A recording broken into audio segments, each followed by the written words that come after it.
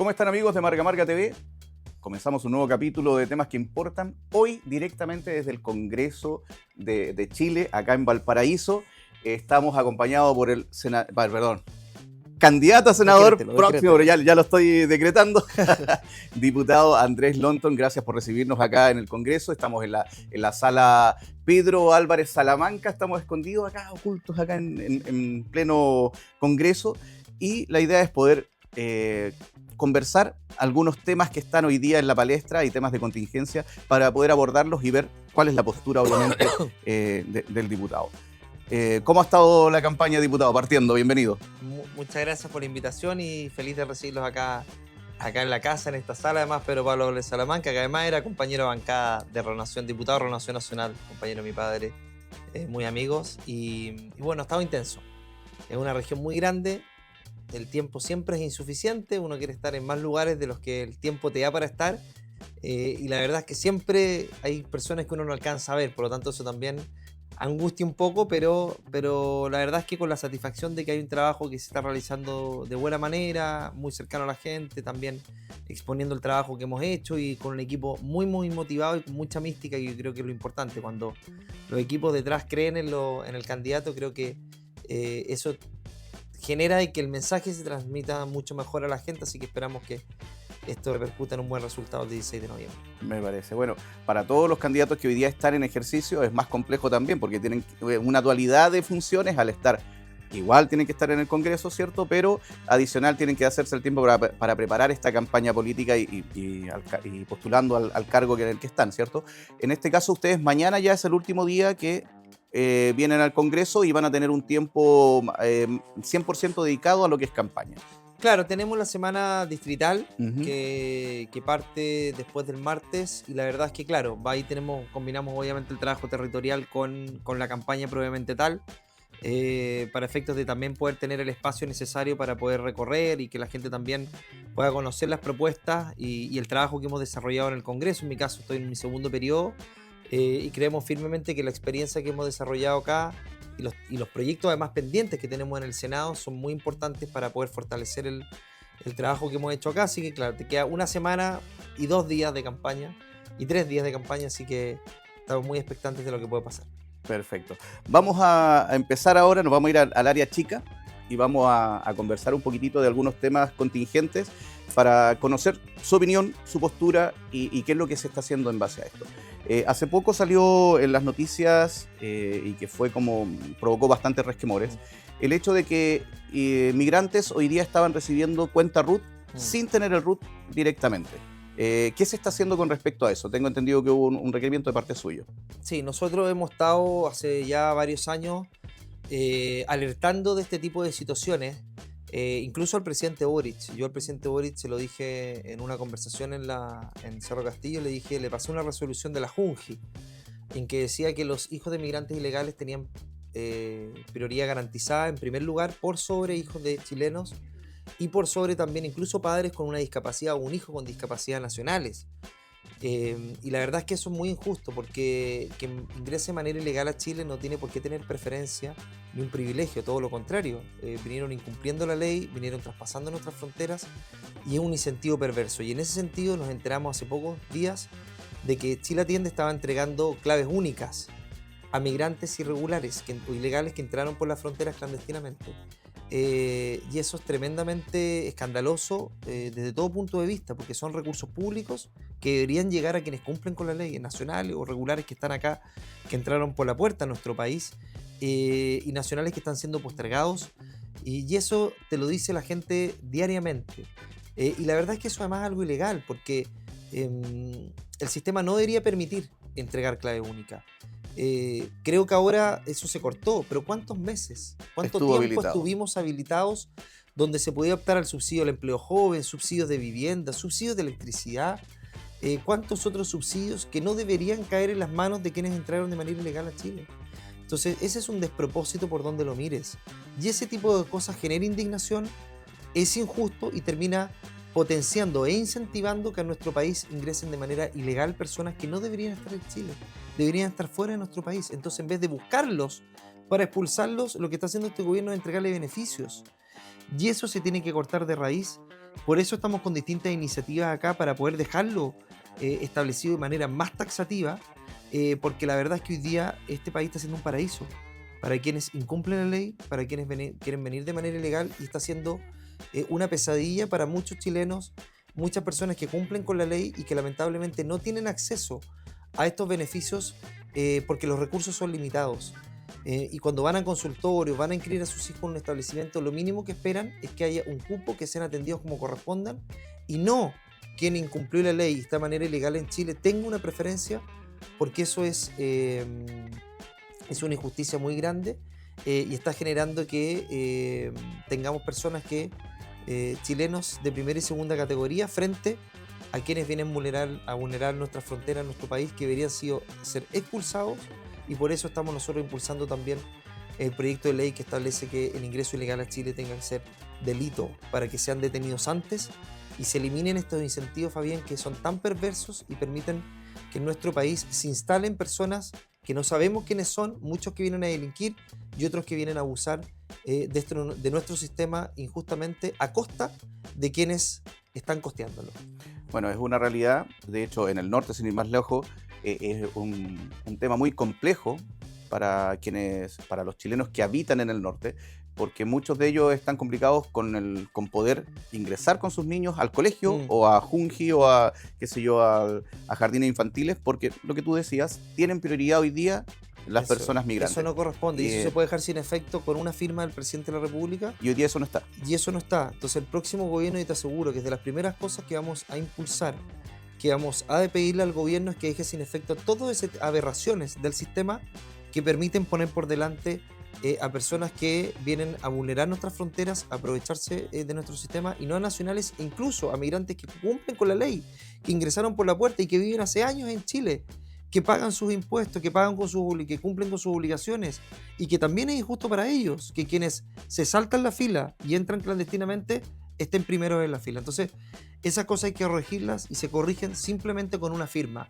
ni siquiera con una ley, pero también vamos a reforzarlo a través de una ley para efecto de que ningún otro gobierno se pueda aprovechar mediante resoluciones administrativas para poder sacar una ventaja con respecto a esto, porque hoy día nuestro país tiene que ser un paraíso para quienes cumplen la ley, no para quienes la incumplen, y hoy día pareciera ser el mundo al revés. Mencionaste una posible, digamos, una posible postura con respecto a los migrantes y lo que está pasando. Lamentablemente tenemos un problema grave en el norte que es muy difícil de poder cerrar la frontera norte. Sí. Lamentablemente el país con el que estamos colindando no nos ayuda en nada, porque abre la puerta para que salgan hacia Chile, pero no permite entrar a nadie de regreso. También hay un tema ahí muy complejo. Con Bolivia particularmente. Y en ese aspecto mencionaste la posibilidad de prisión para aquellos que ingresan ilegalmente a Chile. Y eso debería ser lo normal. Hoy día se entiende por el tema migratorio, que fue muy fuerte el tema de Venezuela, que estaban con un tema puntual, y que muchos países latinoamericanos le abrieron las puertas, entre comillas, y trataron de absorber un poco esta problemática. Pero hoy día ya es un tema que ya es un desorden. Total. Y hay que controlar. Mira, han ingresado más de 141.000 migrantes de manera ilegal en lo que va de este gobierno.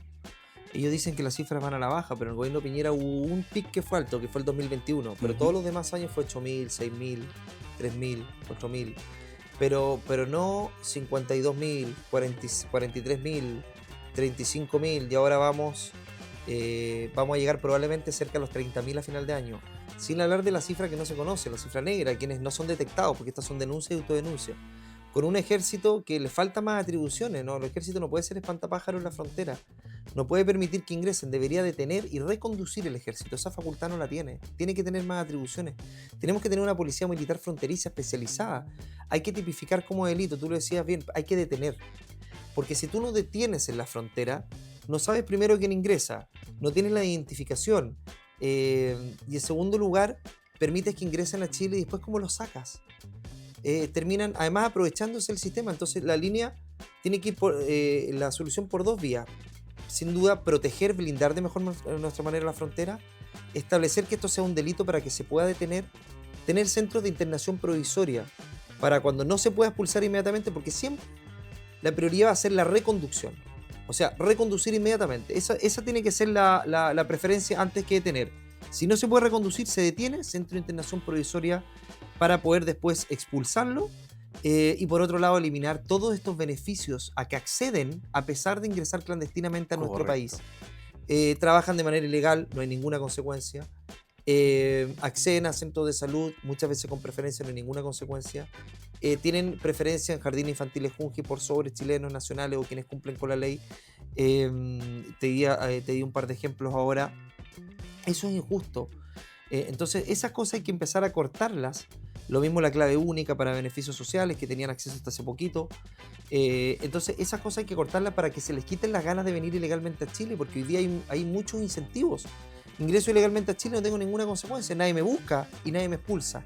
Entonces, tienen que haber labores de copamiento, de búsqueda de migrantes ilegales, porque además muchos vienen a cometer delitos.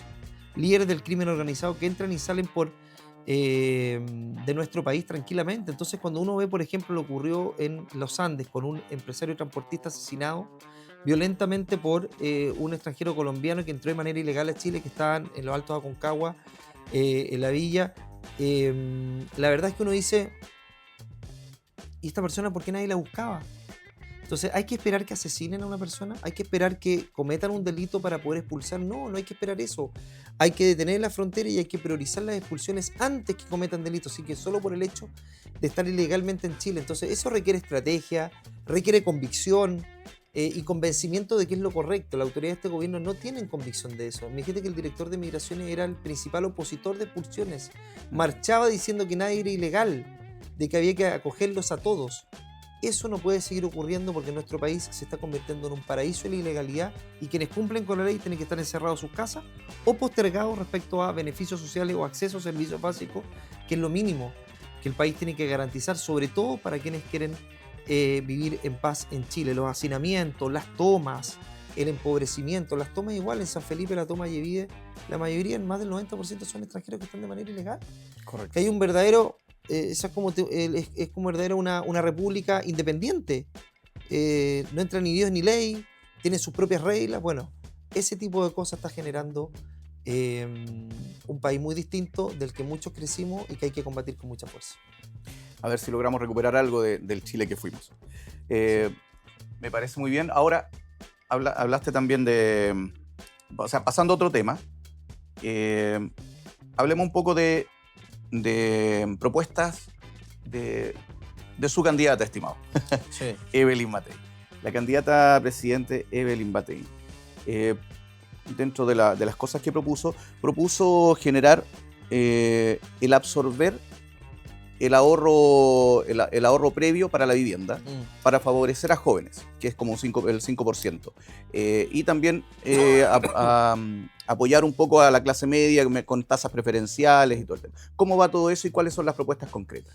Mira, hoy día los jóvenes, tenemos dos problemas, los jóvenes y los adultos mayores. Los jóvenes que les piden experiencia para trabajar y que tienen dificultades para poder acceder a crédito hipotecario para una vivienda. Correcto. Y la verdad es que eso termina dificultando cualquier proyecto de vida. Porque finalmente si no te dan oportunidad del trabajo o tienes trabajo muy precario, finalmente también se dificulta poder acceder a un crédito. Y generalmente los jóvenes tienen menos acceso al crédito, principalmente porque han trabajado, llevan poco tiempo trabajando, no han generado muchos bienes desde el punto de vista personal o familiar. Y la verdad es que la propuesta de Evelyn Matei va en el sentido de que esos jóvenes tengan una oportunidad de tener su vivienda, pero además que lo puedan complementar con su trabajo sin que ellos tengan que poner el pie, ni el 10, ni el 5, ni el 20%, sino que el Estado pueda complementar ese pie para que ellos después puedan pagar ese crédito producto de su trabajo, pero que la falta de acceso a crédito no sea un impedimento para que no tengas tu casa. Y muchos jóvenes quieren acceder a viviendas que no tienen la oportunidad. Es una propuesta concreta donde el Estado va a ir en ayuda a esos jóvenes para que puedan empezar a salir adelante y sacar un proyecto de vida. Porque finalmente, si tú tienes un trabajo, tienes que tener el sostén para tu familia para poder acceder a esa vivienda y que le dé un sostén permanente, que el proyecto de vida sea a largo plazo, que no sea a corto plazo. Y por otro lado, los adultos mayores que no tienen acceso, y en el caso de los jóvenes también, que hayan incentivos tributarios para los empleadores. Si no se pueden subsidios por la capacidad del Estado hoy día, que está muy endeudado, pero que hayan incentivos tributarios para contratar a jóvenes sin experiencia, que es la principal dificultad. Tenemos una alta tasa por sobre el 20% jóvenes que no pueden acceder a trabajo, principalmente, entre otras razones por eso. Jóvenes profesionales que tienen que dedicarse a otras cosas y que no pueden ejercer su carrera. Y por otro lado, los adultos mayores lo mismo. Incentivos tributarios para poder contratar a adultos mayores que quieren seguir trabajando. Hay muchos que se sienten con todas las capacidades para poder seguir haciéndolo. Recordemos que la vida útil en el trabajo de los adultos mayores es cada vez mayor. Correcto. Desde el punto de vista de la capacidad, hoy día la vitalidad de los adultos mayores sobrepasa los 60, los 65 años, y hay muchos que quieren seguir trabajando por las bajas pensiones, porque se sienten con las ganas, con el entusiasmo, y ahí es donde necesitamos también ir a colaborar con eso, con los empleadores, para generar los incentivos tributarios necesarios para que esa experiencia, que en Chile a veces es tan subvalorada, sea tomada en cuenta, porque la experiencia te permite formar a jóvenes y permite tener un capital de trabajo que incentive y fomente el poder sacar a empresas que muchas veces necesitan de ese valor agregado que tiene que ver con trabajar 20, 30, 40 años en un lugar para efectos de poder, para que puedan permanecer en esos lugares o en otros trabajando de manera activa. Perfecto. Continuamos con propuesta de aumento de sueldo a 750.000 pesos, pero no de la candidata Evelyn Matei, sino que de la Jara. candidata Jara. Mira, ¿Qué opinas de eso? ¿Crees que la economía está en condiciones Pero de soportar un aumento de sueldo? no puede soportar algo así. Mira, es extremadamente populista y es un buen titular. ¿Y por qué no decimos 1,5, 2 millones? Mira, sin tirar cifras, todos pueden tirar la mejor cifra y que sea más tentativa y más llamativa para la gente. Pero esos sueldos hay que pagarlos. ¿Y quién los paga? ¿Los van a pagar a costa de echar a 2, 3, 4, 5, 100 personas? Eso va a pasar. Eso va a generar un desempleo, porque el sueldo tiene que ir de la mano con la productividad, con el crecimiento, con la inversión, con el desarrollo productivo, con el ahorro. Los países, cuando crecen, generan más empleo y hay mejores sueldos. Cuando Chile crecía al 5, 6, 7%, claramente que había mejores sueldos, porque había más plata para generar inversión, para poner un emprendimiento, para que las empresas pudieran crecer, y eso necesita más personas, y obviamente que va de la mano con el crecimiento productivo y los sueldos, pero los sueldos no van de la mano con un bajo crecimiento, el incremento de ellos. Entonces primero preocupémonos de lo otro, de no seguir cargándole la mano a los empleadores. Si nosotros le seguimos cargando la mano a los empleadores, que ya se ha hecho en demasía durante este periodo, lo que vamos a generar es más cesantía. Y más cesantía precisamente de las personas que este gobierno quieren ayudar, a las mujeres. 2 cifras estamos llegando ya de cesantía de mujeres, casi al 10%. Y eso significa que el gobierno feminista tenía poco, que era el puro cartel, que era el puro discurso. Pero las mujeres están siendo postergadas. ¿Qué pasa con el proyecto Sala Cuna Universal? Que la izquierda lo votó en contra y ahora quiere impulsarlo, pero perdimos años valiosos para la Sala Cuna Universal. Entonces, la verdad es que me parece que es la ecuación inversa. Generemos empleo, generemos desarrollo productivo, generemos oportunidades para que los emprendedores puedan crecer y se puedan generar más plazas de trabajo, y generemos más inversión en esta región que tiene paralizados más de 60 proyectos, 13.000 millones de dólares, que pueden generar miles de empleos. Los empleos no solamente los genera el sector público, las principales fuentes de empleo son del sector privado, y eso es lo que permite que los países se desarrollen y que las familias salgan de la pobreza. Perfecto. Vamos al área de salud. Al área de salud también, área muy delicada. Delicada. Estamos viendo distintos temas para darle tiempo, porque se nos va muy rápido la hora, entonces estamos abordando temas puntuales para avanzar rápido. En tema de salud tenemos el problema no solo a nivel nacional, sino que específicamente en la región.